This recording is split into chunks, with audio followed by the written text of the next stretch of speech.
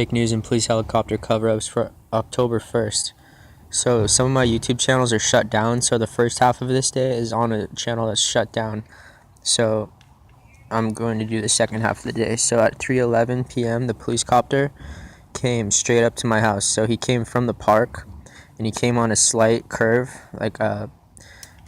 so he's flying up the park from Geronimo Montilla, and then he exited the park left and then came up on the end of my street, the Solera Oliveira block, similar to the line of the actual block itself.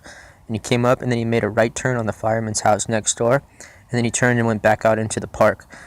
And he was waving his tail the whole time. So I'm not sure, but there's a couple of reasons possibly for this. One is to cover up for, and see, I need a timeline. I can't exactly explain all these things. One is to cover up for possibly the 11:30 route, the 11 p.m. line that went across my roof to lead me out, that they've solidified. Maybe it was to say like, oh, he doesn't always exit out on his shortcut route.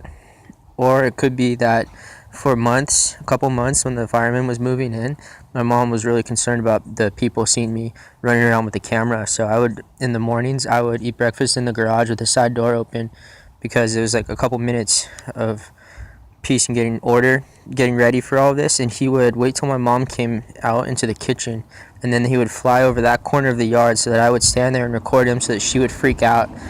And so he was targeting her, and then she would have hysterical fits, and he screwed her up pretty good.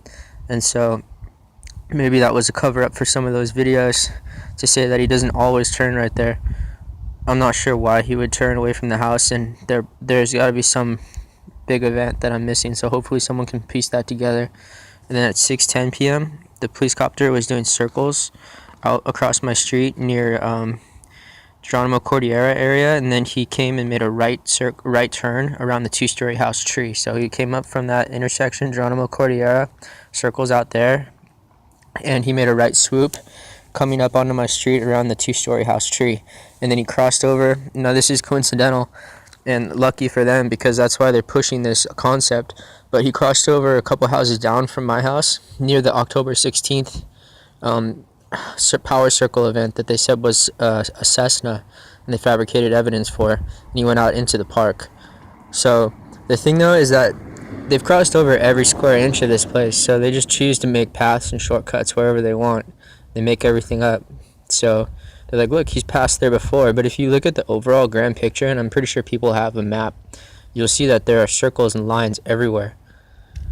And so at 6:28 p.m. I saw him going down the park. What down the park means away from Montevideo, towards Montevideo Elementary School, towards Geronimo Montilla, and up's the opposite. So he was crossing over Castilla and Oliveira. So one of the concepts is that he goes a parallel in the copter pocket and then gets into the park right there. So that's one of his exits. And then so he exited out of the park over Castilla Oliveira, and then continued out towards Geronimo Montilla intersection. And then I lost him. So he probably did power circles and cover-ups down there too.